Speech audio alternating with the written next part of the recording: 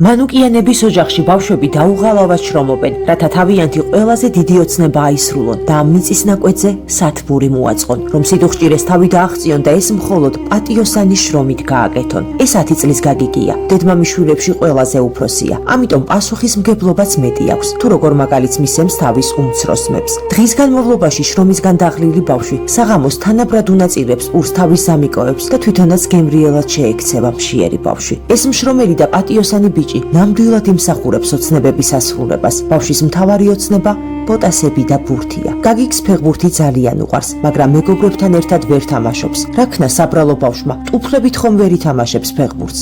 უკვე აცივდა და ბავშვის ოცნებას ზამთრის ტანსაცმელიც დაემატა. მანუკიანების ოჯახში ბავშვები ასევე ფუმფულა ლოგინზე ოცნებობენ.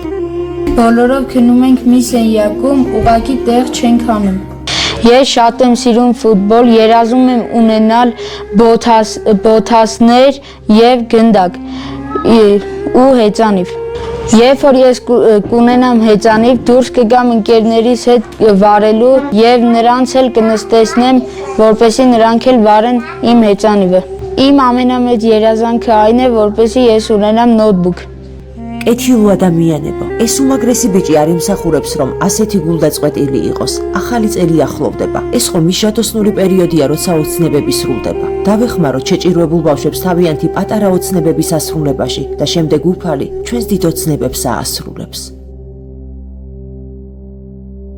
გადარიცხეთ ნებისმიერი თანხა ჩერნოვეცკის ფონდის ოფიციალური საიტის მეშვეობით.